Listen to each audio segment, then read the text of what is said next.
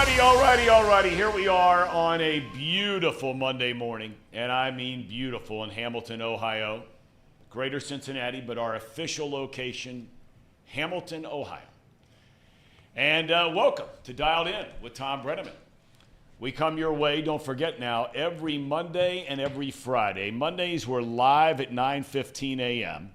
Fridays we come your way just after Off the Bench. And we're also posting on the Believe Network. We're here on Chatterbox Sports. You can watch us at YouTube/Chatterbox Sports page. I understand, Casey McAllister, producer of this outstanding program, that we are now going to be live on Twitter. Or X, as my good friend Elon Musk likes to say. Yes, this show will be live on X for the foreseeable future. So how about that? Elon has made it possible. A lot of guys around here badmouth Elon. Not me. We've got a full cast of characters in here today. I mean, some old faces, some new faces. You know Casey. You know our good friend Elliot Rearing. Elliot, the zebra. How we doing? I'm doing good. How we looking? We're looking good over here. We're looking good. Looking great. Although I got to tell you, I walk in here today and, I wake up in the morning every day. And after the alarm goes off, I'm laying down. And I just take a few minutes and I thank God for waking up today. Let's make it a good day. Let's try to be better. You pray for your family, your friends, maybe somebody who's sick, all those kind. It's a lot of stuff going on, right? Everybody has it. You got it. I got it. Everybody's got it. And then I walk in here and it's like the world has come to an end. We'll get to that in a second. Look who's back. A proud graduate. Proud graduate. The University of Alabama. Yes, sir. Jacob Tissick, congratulations. Thank you. I appreciate it. It's nice to have you back, and you're back regularly now, back right? regularly now. Okay, you As interned Casey with said, us last summer. For the foreseeable future, I'll be here, yes. We love having you back. I love being back. Welcome back. And then Jimmy Collins. Honored to Welcome be here. aboard, young man. Thank you. A student at Notre Dame. Mm-hmm. Yep. What have you been doing at Notre Dame? You're interning with us this summer. Yeah, interning here this summer. I do a lot of work at Notre Dame with Fighting Irish Media, so they're partnered with ACC Network and ESPN, and kind of that we do a lot of like the broadcast for the every varsity sporting event pretty much. That's cool. Dame. Yeah, and then NDTV, which is like our student media television network, and I'm going to be vice president of that this year. Wow. I'm pretty excited about. So you got to do budgets and all that kind of thing? You got to do scheduling, all that kind of thing? I do more of the scheduling. The president does the budgets. So okay. All right. Well, good luck on that. Welcome aboard. Thank you. It's great to have you with us. I got a question. I just a quick one. Was Rudy offsides? Of course not. Oh, my God. Okay. I just wanted to check. I just want to make He got the perfect jump.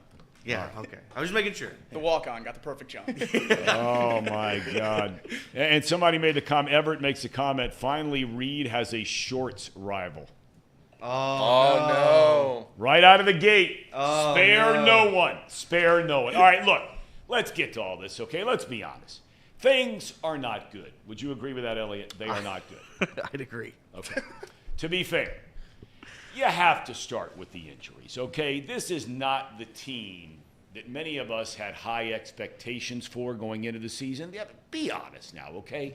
No McLean, no Marte, practically no Friedel. Encarnacion Strand's not been healthy. Those are important players on this team, and not just swinging the bat, but for many different reasons, right? But doesn't every team suffer through injuries? The Dodgers have gone through this season so far basically at most of the time without 3/5, if not 2/5, of their starting rotation, and they're still rolling, right? They made it 3 straight over the Reds yesterday, winning 3-2 in the bottom of the 10th inning on a Shohei Ohtani base hit. The Reds played 10 games on their West Coast swing. How many did they win? 3. They have lost 18 of their last 23 games. They are 9 games under 500. That's the worst they've been since that 100-loss fiasco in 2022. Now, is it going to get better? We're going to talk a lot about that shortly. Look, I still maintain there's reason for optimism because of the starting pitching. It's been that good. And Hunter Green, I got to give it up to the dude. He may not be there quite yet, but this guy's right on the brink of becoming a stud. I don't know why they don't score for this guy. Bad luck for him. Casey, you brought that up weeks ago when he started to pitch well. Yeah. That they never seem to get any runs. Of course, they don't get run support for anybody because banging is like the last thing that they ever do, especially when it matters. They'll do it for Dreamweaver, though. This team scored 34 runs total on the road trip in 10 games, 34 runs. And look, I always say all the time, it's not when you play, or it's not who you play, it's when you play them.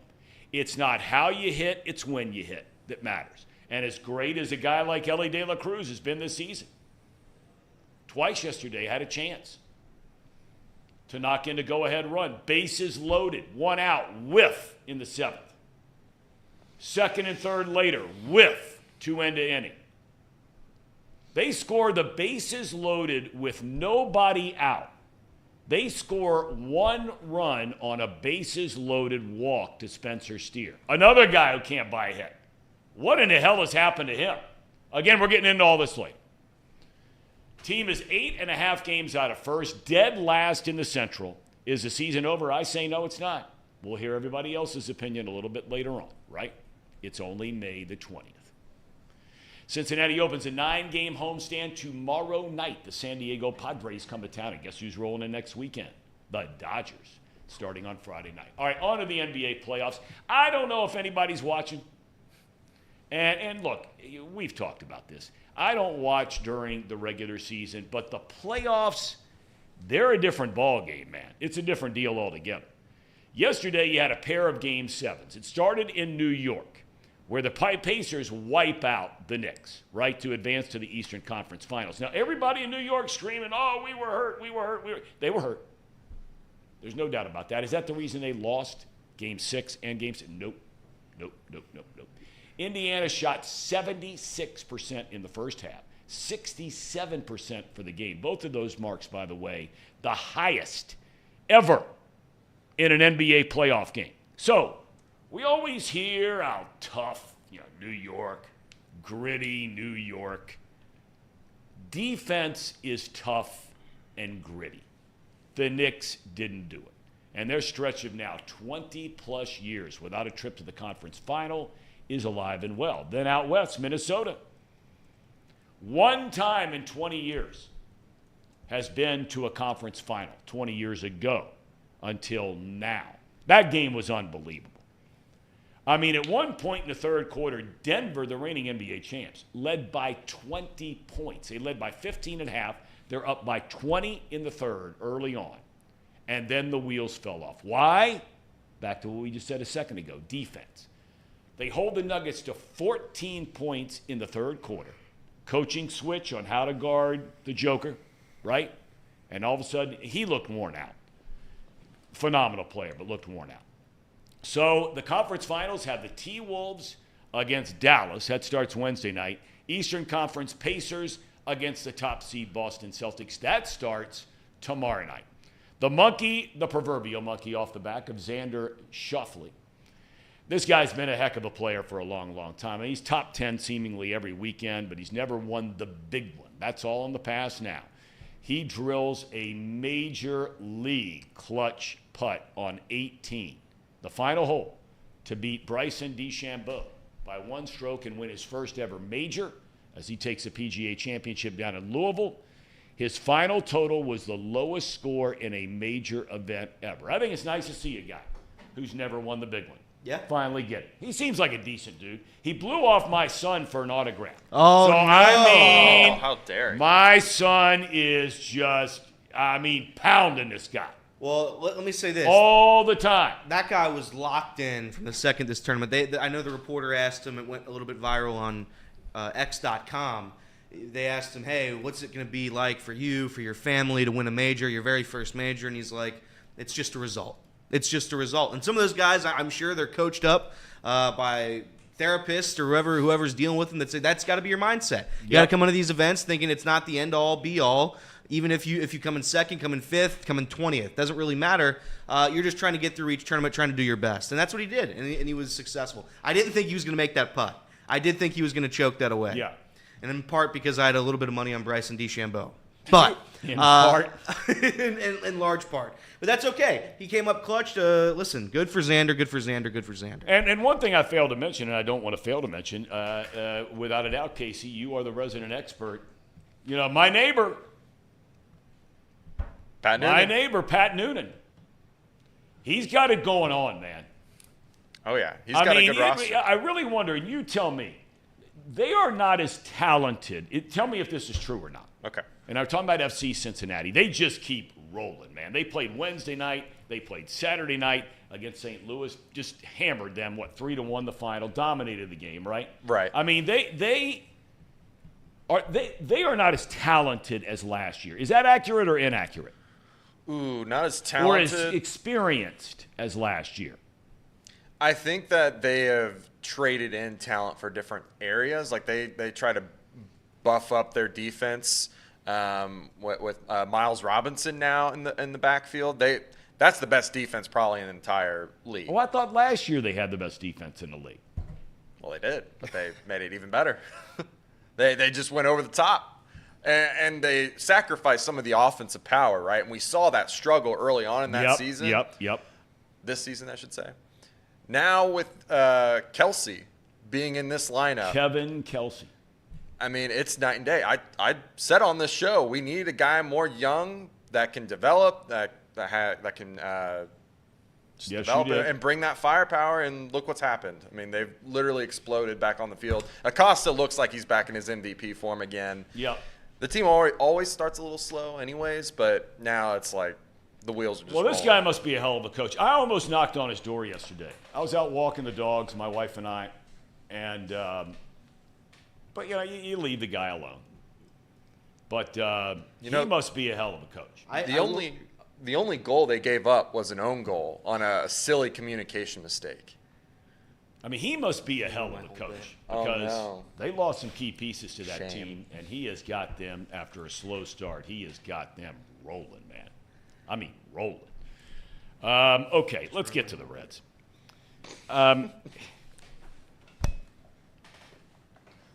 It's your guy. Well, look, you guys maintain, and Jacob, I'm going to start with you because you've been gone, finishing up college, but you're still following the Reds hardcore. Of course. Now, I know where Elliott stands. I think I know where Casey stands. Are you phoning it in this season? DUN done? I'd like to not be on May 20th, but it's getting harder and harder to watch them every day. They're just not scoring runs. They're not being competitive. The starting pitching has been out of this world, and we're giving them no help offensively. It's a tough brand of baseball to watch, and for the first time in a long time, I didn't watch a game a couple nights ago. I didn't watch the late game out in LA because I couldn't do it again. I felt like this team was just going to get blown out, and sure enough, I woke up and checked the score, and they did. They lost. They didn't even score a run. So it seems like maybe not phoning it in, but I think I'm going to take a break here for a little bit. Maybe take a breather, and I think the Reds maybe should too. Clear their mind and then attack it a little different at some point. I just wonder, Elliot, where are they going to go? Because here's the problem. and I'm not saying this in a mean way. No. I'm saying it in that they are forced, because of injuries, right, to play a guy who wouldn't be their everyday center fielder, to play a guy who wouldn't be their everyday third baseman, to play a guy who wouldn't be their everyday shortstop, to play somebody who wouldn't be their everyday first baseman / DH. That's 4 of the 8 positions. And look, God bless these guys that they're putting in there, and they're doing the best they can. But the question is, what are you supposed to do right now to make it better? Seriously. The only answer for you is that you go out and you sign somebody. But at this point, you're so far in the hole, you're missing so many guys, that signing one guy does nothing at this point. It doesn't do nothing, I should say. It doesn't do nothing. But it doesn't help a lot. It doesn't fit. It's like putting a Band-Aid on an axe wound. It's not really going to help you out at all. It might stop a little bit of blood, but you're still going to bleed out and die. And that's where this team is. I mean, you know me. I'm a negative guy. They're second last in batting average. Yep. They're third last in on-base percentage. They're 20th in runs, 20th in home runs, 27th in slugging percentage. They're not good.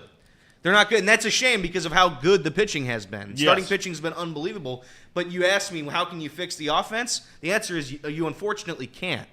And we'll get into the Elly De La Cruzes of the world and how he struck out in key moments yesterday.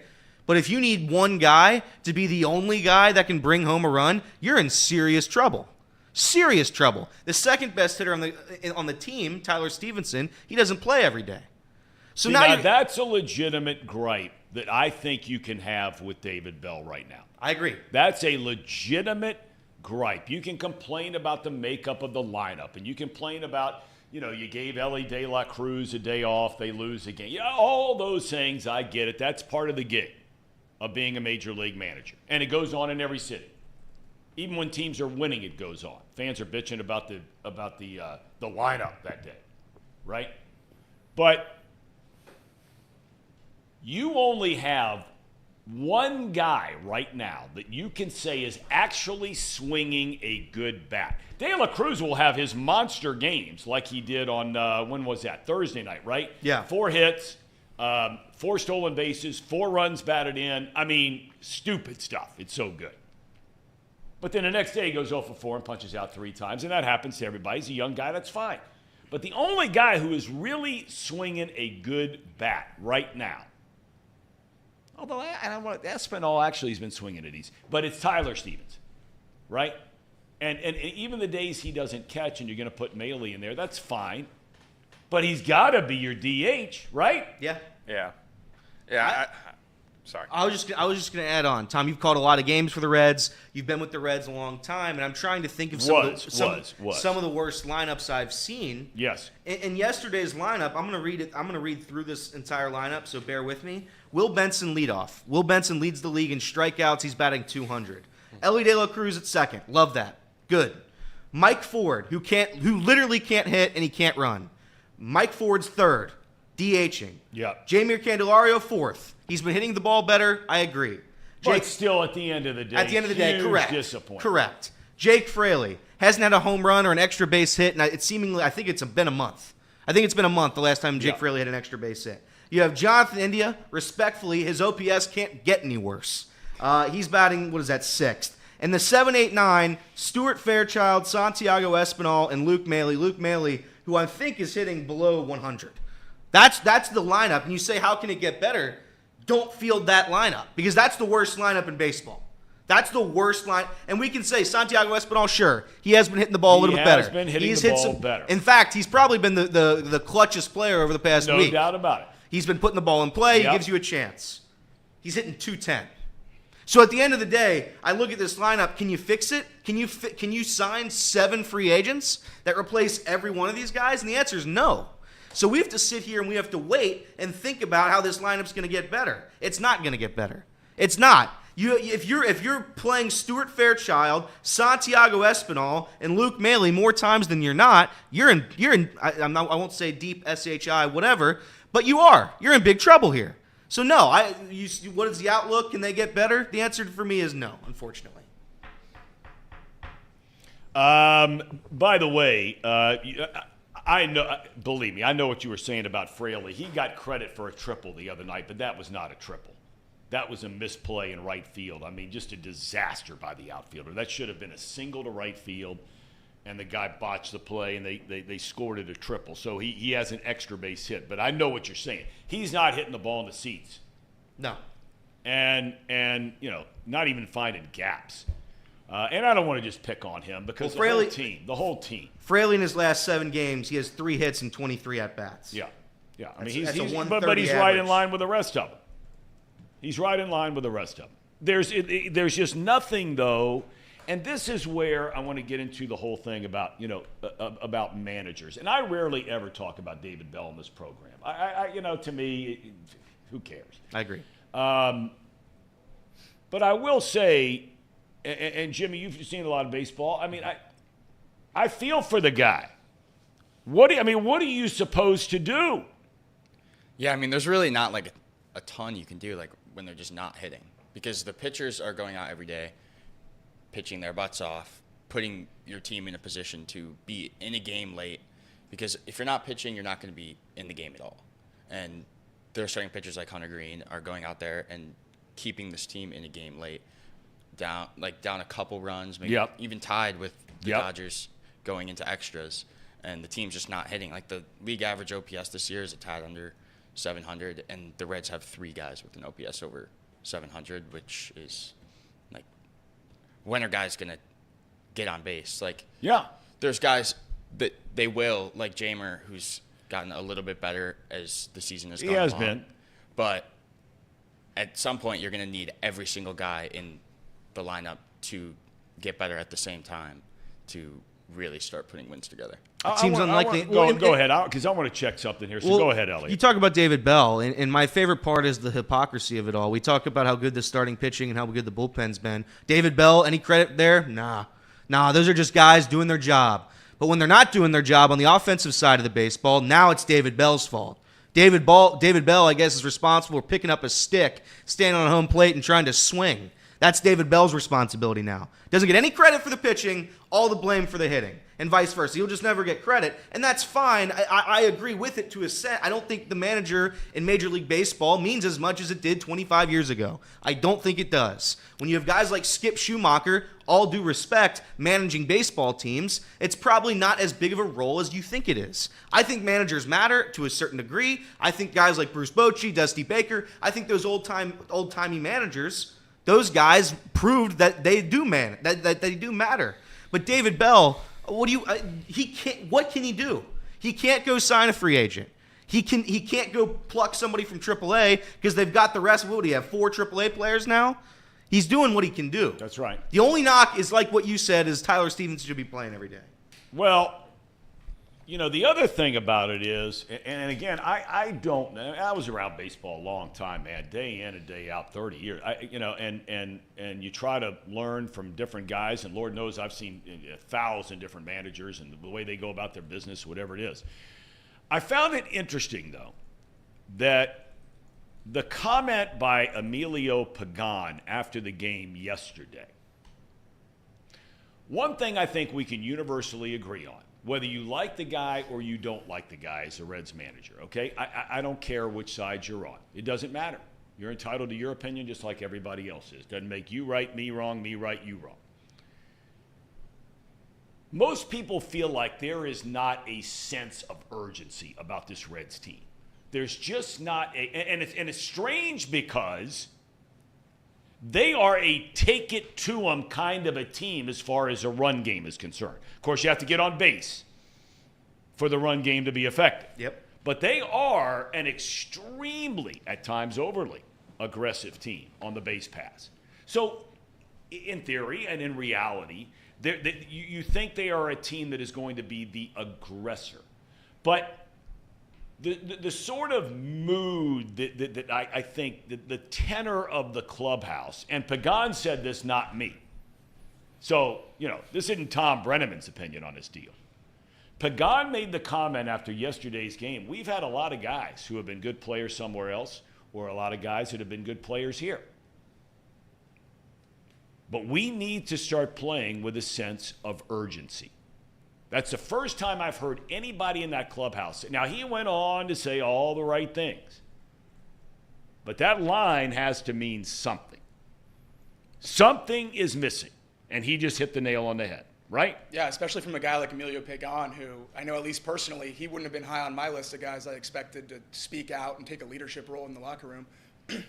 So for him to come out and say that, that A, it's a clear problem to the players as well, and B, that makes me think of what are the other leaders doing? Who else is in the locker room saying anything like that? Exactly.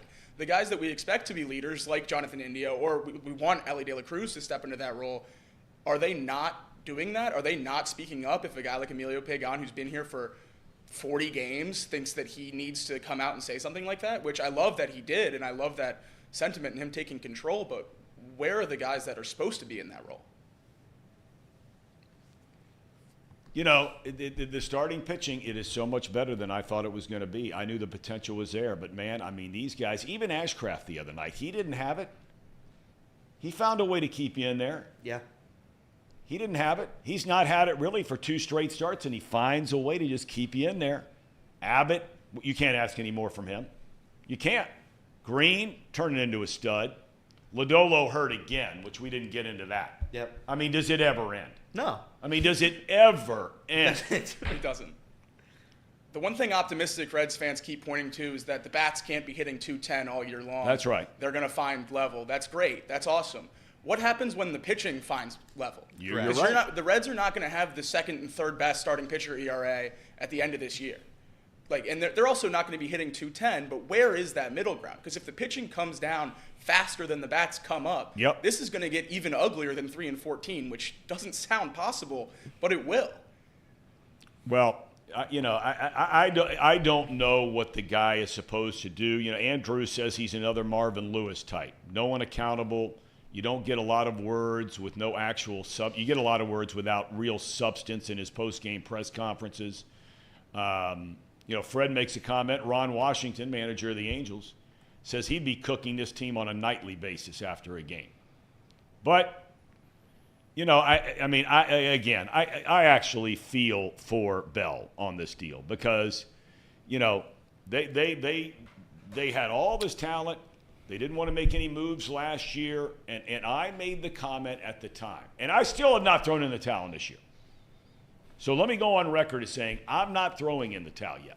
Not yet. They're not, they're sort of sneaking up on the door, but they're not at the doorstep of that, for me, yet. But, man, there's nothing David Bell can do. You just got to ask these guys to go out and continue to compete and see what you got and try to win some games. You got a lot of home games coming up. I don't buy into. I've never bought into this whole thing about the schedule's going to lighten up. Really? You just played San Diego. They kicked your tail, right? Right? You just played the Dodgers. They beat you 3 out of 4. And then people look down their nose at the Cardinals. It's like I said last week about the Pirates. When you're looking up at somebody in the standings, don't ever look down on them like we're getting a break in the schedule. Yeah. And the Cardinals stink. Have you seen their run differential this year? For them to be ahead of the Reds in the standings is almost impossible. They've scored 25 fewer runs. They've given up 20 more runs, and they have a better record than the Reds. They've scored 20-something fewer runs than this offense we're watching every night. Yeah, there was one easy stretch in the schedule. There's one, and it's right before the All-Star break where they play Detroit, Colorado, Miami, and then Washington out of the break. That's the only part of the schedule that's somewhat easy. The rest of it is, I would say, pretty damn difficult. So, again, you asked me what the solution is. At this point, I don't see a way out of this. Is the season over? No, not mathematically. But do you think it's going to get better, Tom, realistically? You think that Santiago Espinal, Luke Maile, Jacob Hurtubise is going to carry us to the light? No. The answer is no. You can say what you want over there. The answer is no. Everybody can say whatever they want, and we can try to be optimistic. Oh, everything's going to be great. But towards the end of the year, we can go on another 13-game winning streak. Unlikely. And that's the only thing that would save this team at this point. Okay, enough about the Reds. I want to hit real quick on the NBA. And again, I don't know. Are you guys watching it? I watched last night. Yeah. You're watching? Yeah. Okay, all right. I don't follow it a ton in the regular season, as I said a little while ago. If someone would have said to you, forget when the playoffs started, if someone would have said to you when the season began, right, Jacob, you're a big NBA guy. If somebody would have said Mavericks v. T-Wolves, Boston v. Indiana. What do you think the odds are on that being the Final Four in the NBA? Indiana, certainly a big shock. They went on a run to start the year that was amazing. They finished second in the in-season tournament to LeBron and the Lakers. Tyrese Halliburton was averaging over 25 points. And then for about a 4-month stretch, he averaged, I think, 12. So the Pacers fell off the face of the earth in the middle of the season, and everyone kind of phoned it in. And then obviously Knicks' injuries, like you said earlier, kind of bolstered their way to the finals. But in the West, I think when you look at the team names, the Mavericks and the Timberwolves, it might be a little bit shocking at first. But when you look deeper into their rosters, these are two really, really good teams. I mean, Kyrie Irving has been there and done it before. Yep. Luka Doncic, we know how good he is with the ball in his hands. And the Timberwolves, Anthony Edwards has taken the country by storm in the last couple months. Yep. Absolute superstar. And the way they've been able to use Karl Anthony Towns at the 4 and have Gobert guard the 5, I'm going to take the Timberwolves to beat the Mavericks this next series because I don't think P.J. Washington or whoever the 4 that they have is going to be able to guard Karl-Anthony Towns. Jimmy, you're a big NBA fan. Unfortunately, you root for the worst team in the league. I do, yeah. You grew up in Michigan. You root for Detroit, although they have a great history. Picking 5 again. Can the Shocking, I know. Can the Pacers beat Boston? No. I don't really think anyone can beat Boston. Really? Yeah. That's what they always say. That is true. But, I mean, the Boston's odds going into the series are like minus 1,000. They're like, in terms of games, but they're like 2.5 game favorites at like minus 150.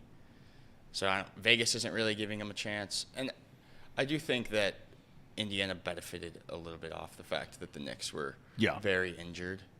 But I'm not going to discredit going into the Garden and winning in Game 7 because I didn't think they were going to do that, and I was very happy they did. But So that means you had money on it. no, I did not. Okay. I just don't like the Knicks. Okay. All right. Okay. Because every time I ask you young guys now about anything, That's comes, not it true. always That's comes not down to true. gambling. That's not It all true. comes down to gambling. No, no, no. That's not true. Did you have action yesterday on either one of those Well, games, I- yay or nay? I took the Nuggets to win the series when they were down 2-0, and That was did. tough. That was Listen, a tough one. I It will was say, I close. will say regarding the Nuggets, I was talking to a buddy yesterday. Is there been a bigger discrepancy with the best player in the world compared to the rest of the guys? I think Jokic is the best player, and No it's, doubt about it's it. not even remotely Even in a close. game, it didn't seem like he played well. He goes 30 and 20. Ant is the only guy that's kind of picking up the rear. But I would say outside of that, like if he's not on that team, when I say they have 0% chance, they have a -% chance to win games without him. And I was watching it yesterday. He was being forced to chuck. What I think he shot 10 threes. He made 2 of them in the fourth quarter, which were big. But my God, I've never seen a team like that. And also, I want to talk about my guy Thibodeau real quick. Thibodeau on paper, great coach. Saying that he is the living example of when you run your guys into the dirt every single night, it's probably not going to work by the time you get to the end of the season. And again, they collapse. They're all banged up. Brunson's hobbling. OG, he's hobbling. Everybody's hobbling because they have to play 43 minutes a game. It's just absurd. But shout out to the Pacers. I like the Pacers. I think Tyrese hasn't had a great postseason. He had a great back half of that first series, and then he did kind of fall off. Yeah. He was been their That- third leading. Tyrese Well, Halliburton. they had who? Halliburton for the Oh, Pacers yeah, has been their third leading yeah. scorer. After But I leading mean, them all year, so. well, you live where we live. Aren't you rooting for Indiana? Oh, I'm fully a Pacers Big time. fan. Yeah. Right? I mean, why would you root for Minnesota or Well, why would you root for Dallas Boston? or certainly Boston? No, I'm not rooting for Boston. Who are you rooting for, Casey? I've been a huge fan of Luka Doncic ever since he came up to the NBA. What is it with you in Dallas? Yeah. That's not me in Dallas. Yeah, It what is. You What talk is it? about the stars. yeah, That's- big no, Stars no, fan. Tom. I'm an Avalanche fan. Oh, that's right. I got my bad. My bad. The other You're guys right. in this You're room right. are Stars fans. That's right.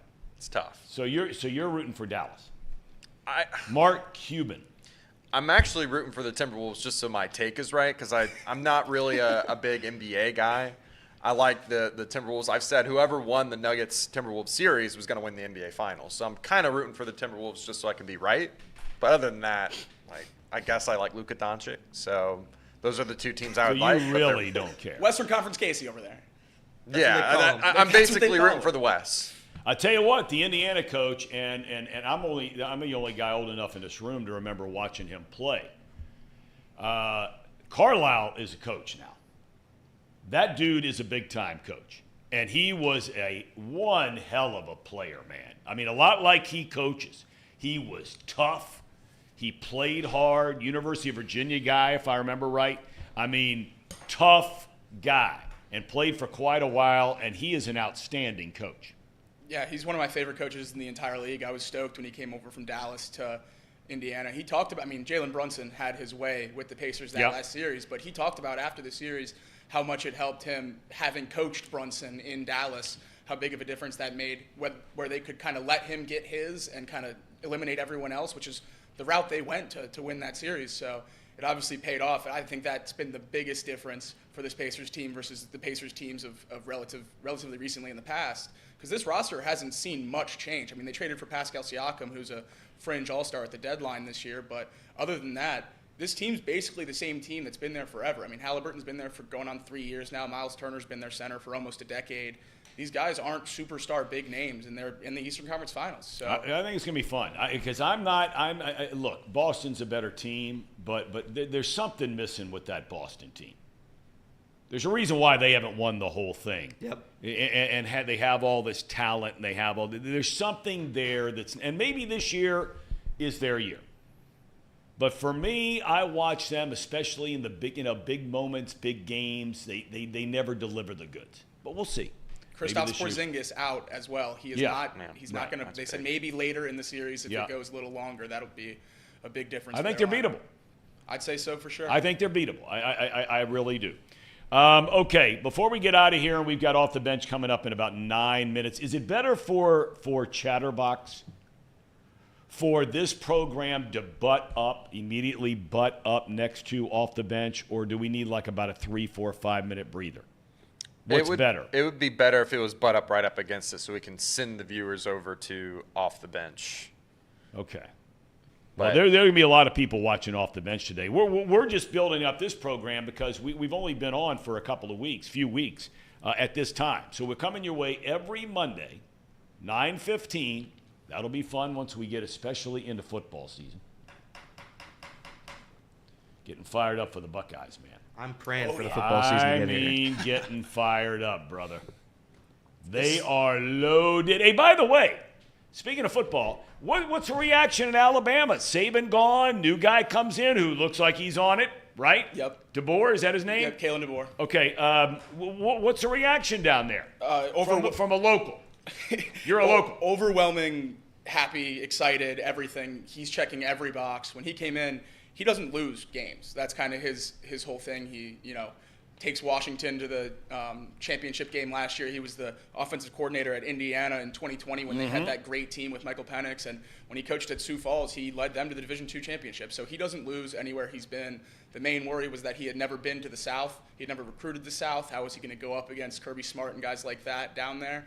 Well, the top 3 players in Alabama have committed to him so far since he took the job. So he's doing a great job there. I think it's going to come down to Alabama fans realizing that he's not Nick Saban. Maybe we don't win 3 national championships in the next 5 years, and that's okay. Yeah. You can't run him out of the building if he goes 9-3 this year, losing to Georgia and Tennessee, and Auburn's a little bit of a stretch. You can't lose to Auburn, but losing 3 games against ranked teams, I don't want to run him out of the building or anything like that, which is a little bit of my worry with how rabid that fan base is down there. But as of right now, people really love him, and the offense is looking really, really exciting. Okay. Yeah, maybe they can get Satterfield if that doesn't work out. Maybe Satterfield can come in and clean up that program.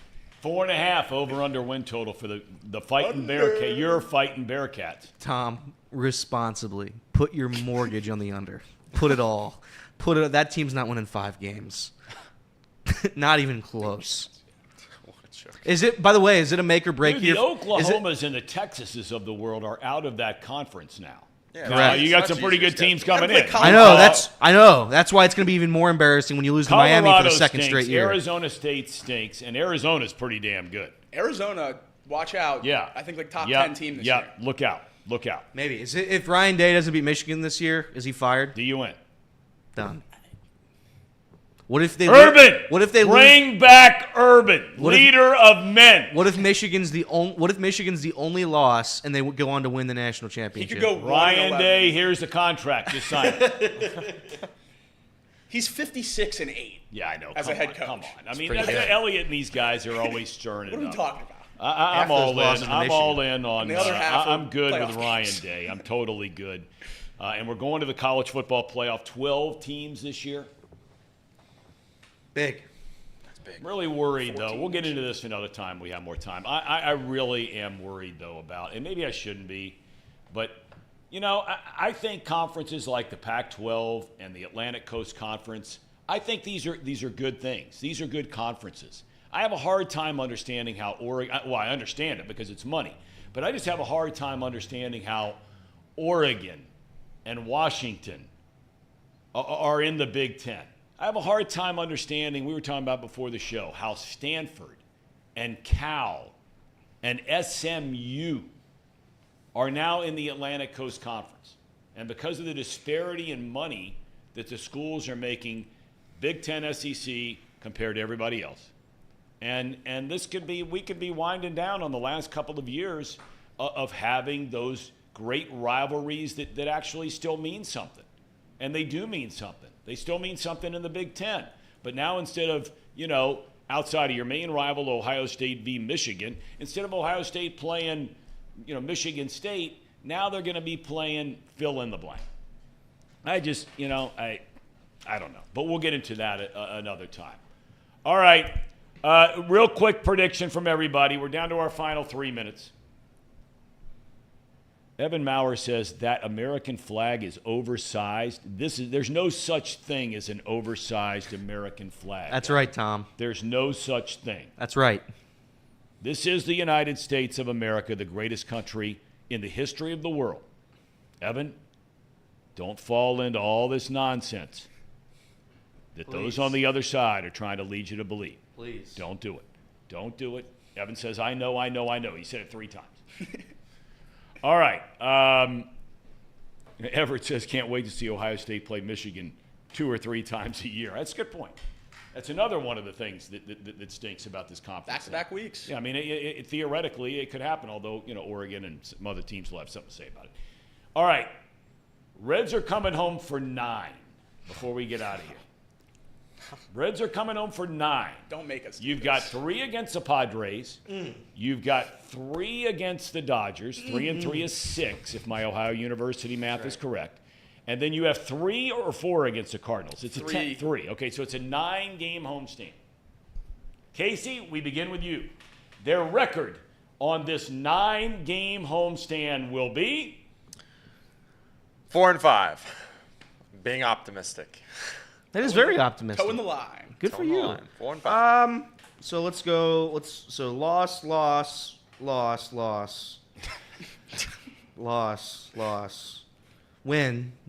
loss. That's 1-8.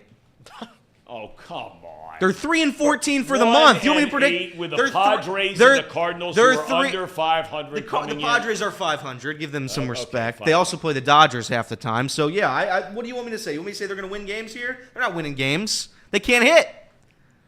No, 1-8. You're really predicting 1-8. 1-8. Well, if they go 1-8 season, do you win? Yeah. All right. Mr. Collins, what do you think? 4-5. 4-5. Okay, that's optimistic. I'm going 3-6. You win 1 against the Padres, you get swept by the Jacob's Dodgers. You win 2 against the Cardinals. 3-6. 3-6. Wow.